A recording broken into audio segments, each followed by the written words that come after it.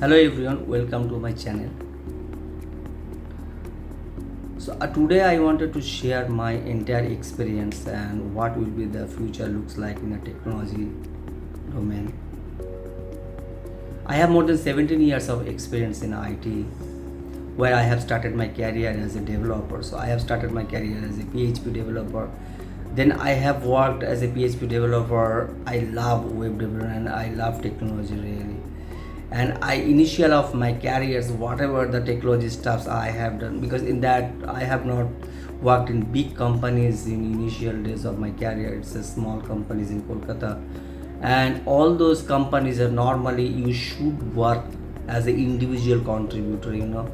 You have to do your website design, you have to implement the CSS part, you have to do your database design, you have to also do the backend programming like the PHP or maybe the .NET, and the database maybe your PostgreSQL or maybe the MySQL, maybe that SQL Server. So in that phase, initial of a days of my career, I have not worked in big companies. That may be the good for me because I have learned lots of things over there in my initial days of career. So where I have learned all those back-end development, front-end development, database design, deployment, and getting customer requirement, documentation, and I have worked with ERP, so where the database design is more complex. So my personal point of view, I love the back-end part where that more technical skills required. Let's say for back-end coding like .NET with the PHP, maybe the JavaScript, and then that time I think Node.js was not there. Server-side scripting was there for, let's say, for Java was there, .NET, PHP. So I have not with Java, frankly speaking. I have worked with PHP, then I have worked with .NET. And I love .NET because that the .NET gives you flexibility to drag and drop all those forms, and that debugging mechanism. That time debugging was very, there is no tools you can debug your PHP. Well, there are several little bit tools are there, but that is not so good. So .NET has a Visual Studio, master of coding editor, everyone knows, right? Visual Studio. So Visual Studio normally will give you the flexibility to debug the code, and intelligence are there. So .NET was really, I love the .NET, the way maybe most of the enterprise application can be developed by Java and or Spring Boot, this kind of MVC framework. Then that time actually I got lots of exposure to SQL. I love SQL. That SQL actually I really love to work on SQL part and backend programming, but I am not so confident in front end little CSS, that because that CSS, this kind of stuff will not give me that happiness whenever doing the backend. That's a personal opinion. I love backend, and so in that was my web development. Then I have worked on MVC framework. That time .NET MVC was a PHP MVC, Laravel, this kind of things are there. I have worked with payment gateway. I love the e-commerce. That types booms was like e-commerce easy development like WooCommerce, or maybe that PHP MySQL development e-commerce part was there. But I actually enjoyed the custom coding for enter ERP, where the complex SQL stored procedure reuse, optimize your SQL, how the data can be load faster, this kind of thing. Okay, so maybe that time if I switch to Bangalore, maybe I will get lots of opportunities, more opportunity. But due to some family reason, I need to stay in Kolkata because I love Kolkata, where I was born, and really I get that happiness in my own city. Okay, so but in Kolkata in those days there is not so good companies, and I need to work on small companies. Okay, but the thing is that challenges are there, that's true. But but my career changed whenever the cloud technology came. That time was when 2003 I think AWS came, right? Two, 2000, no, sorry, uh, 2007 AWS came. So AWS that time is providing the S3 and EC2 instances, that are the basic features of the AWS. Then 2010 Azure came, okay, Microsoft Azure. So that time I don't know what is Azure means cloud, because that time normally people are hosting in virtual machines. So cloud concept was not there in entire India or maybe the US as well. Very less cloud opportunities are there. But that time I am able to work on that MVC project where I need to deploy using the website, Azure web apps, and their worker role. These kinds of things are there. So, and also we have used the table storage and we have used the bucket. So that time whenever I found it is to 2014 that cloud, then I actually that time was very passionate about cloud. I found that cloud will be the future, because it's a kind of one umbrella where everything can be deployed as a model. Like let's say database, whenever using database, normally you need to deploy in your own infrastructure in on-prem, or maybe you can deploy in any kind of servers. But that EC2 instance, that's how can the scaling can be done in Azure web apps. So the virtual machines concept was there. That time is really, I was very passionate and addicted to cloud. I started learning the new technology stuffs in cloud, like how bucket works, how the SLA works, how web apps, how we can deploy the that how we can scale that instances of deployment, how we can do the integration of other services, let's say database as services. So that is the initial exposure of my cloud. Then I have moved to Hyderabad.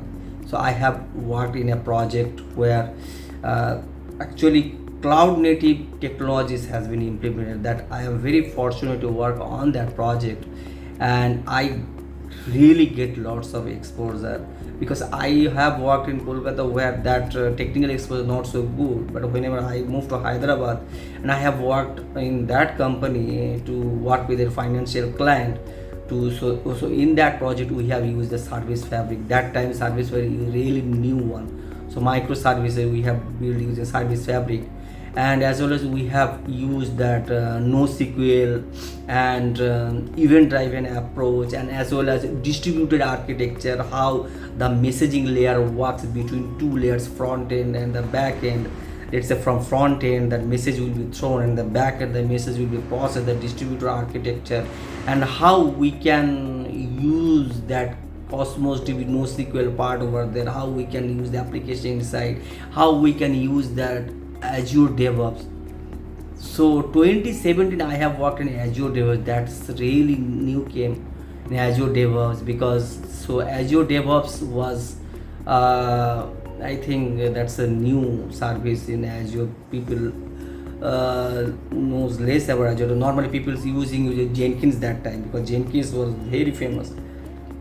Okay, but Azure DevOps really very good integration with your Azure services. Let's say if you are deploying your any services using Microsoft services, let's say for service fabric, maybe your Kubernetes, maybe Azure web apps, the integration into integration, CI/CD, continuous integration and continuous deployment is very good in Azure DevOps. I love that Azure DevOps part.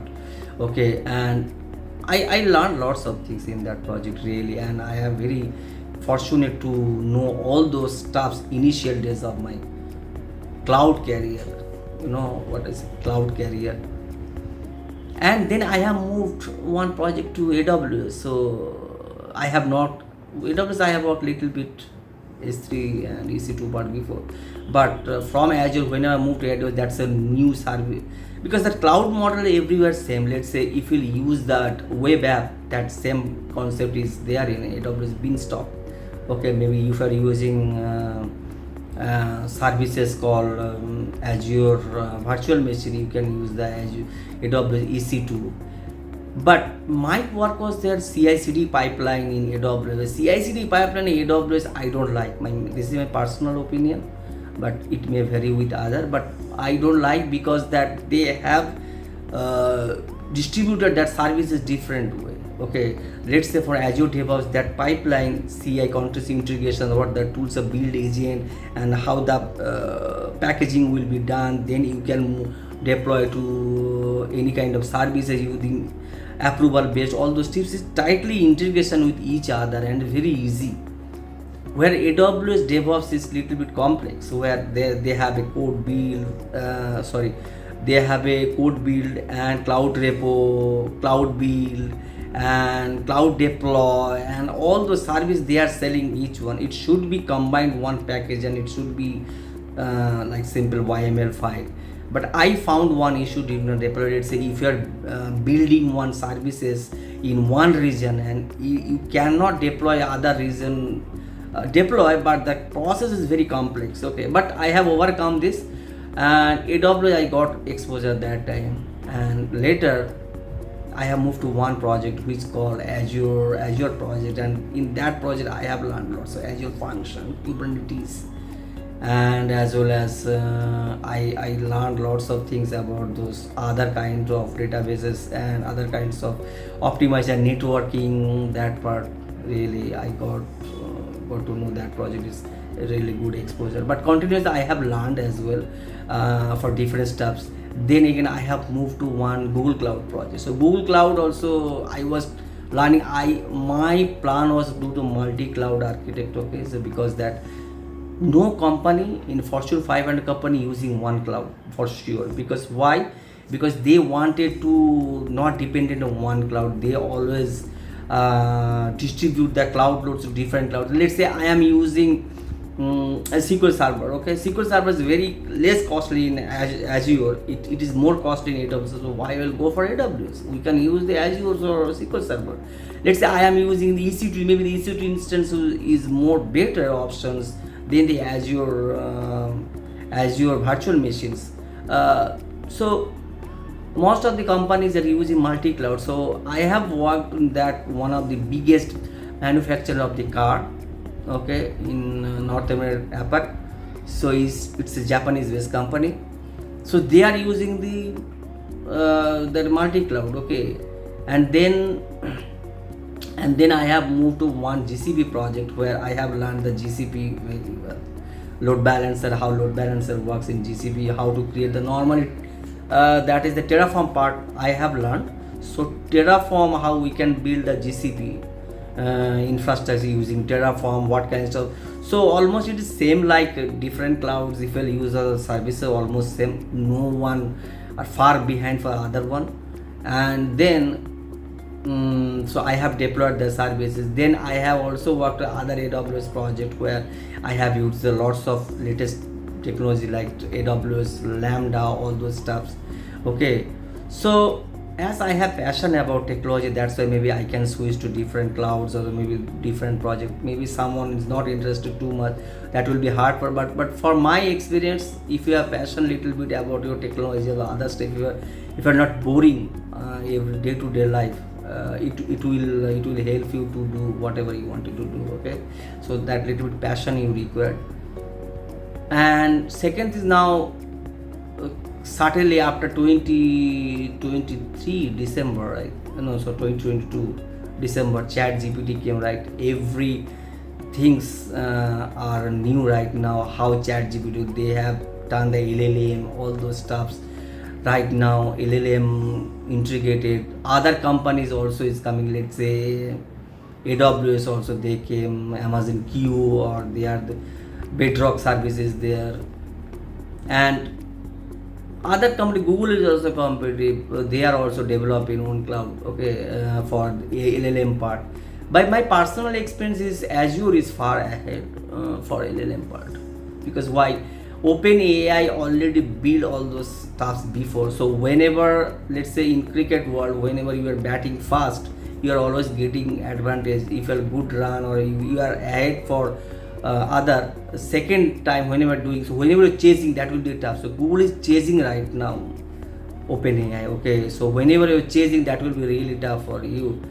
And the things I found that I am working in Microsoft stack more than 17 years. So whenever Satya Nadella came, before the Microsoft was kind of closed source, they don't believe in open source, right?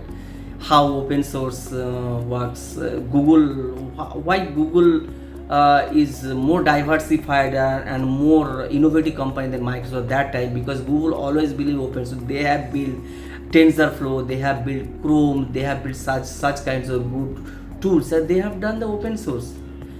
Okay, so whenever you are doing the open source, you are exposing that services to contribute by others. This will be more beneficial for everyone. Okay, so but Microsoft changed rapidly due to Satya Nadella's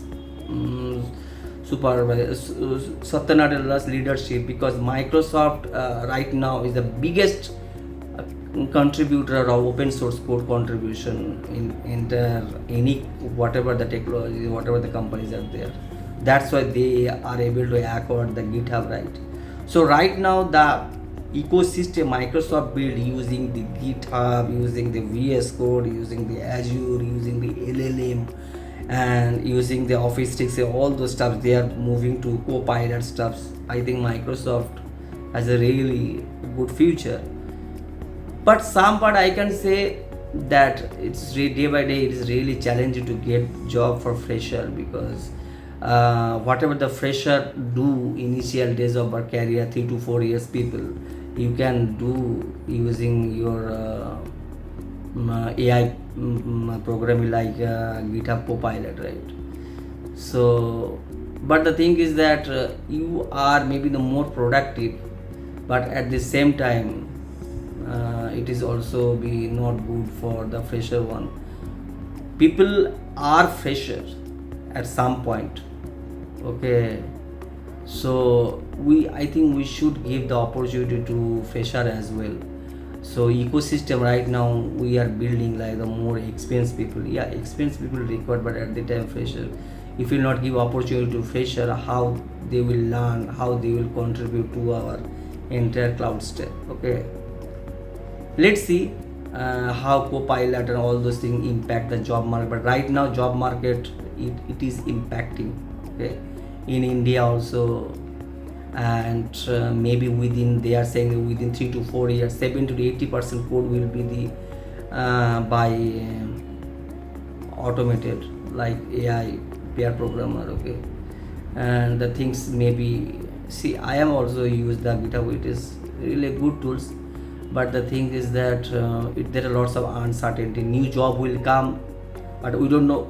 There are some times of new job will come, but we don't know the exact what will be the impact for the job market. So I will suggest for every IT people that don't uh, don't do lots of expensive other stuffs. Okay, do some good savings, good investment.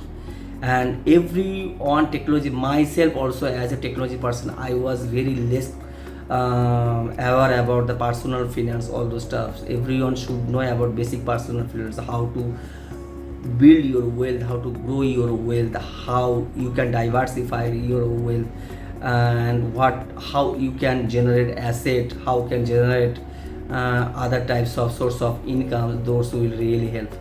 Yeah, thank you everyone. We'll come to next video later.